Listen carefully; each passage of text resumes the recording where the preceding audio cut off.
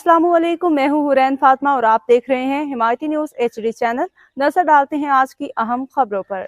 कराची रोजनामा Himayati news report. Ahmadeen Himayati Karachi के इलाके भैंस कॉलोनी रोड नंबर 0 नज़द सवेरा फ्लोर मिल हदूद थाना सुखन में 27 फरवरी 2026 की रात तकरीबन 1:20 पे पुलिस और मुसल्लह डाकुओं के दरमियान मुकाबला पेश आया।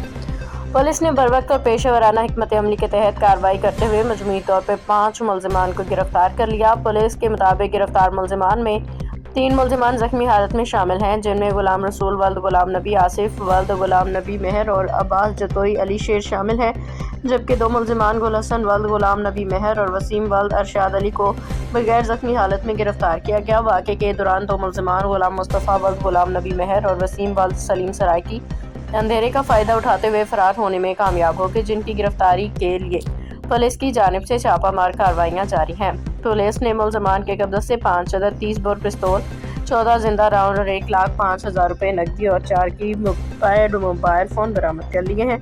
पुलिस हुकाम के मुताबिक गिरफ्तार मुलजिमान के खिलाफ पहले भी थाना सुखन में मुकदमा दर्ज है, जिसका FAR नंबर 493/25 है और इसमें दफ़ा 384, 147, 197 शामिल है।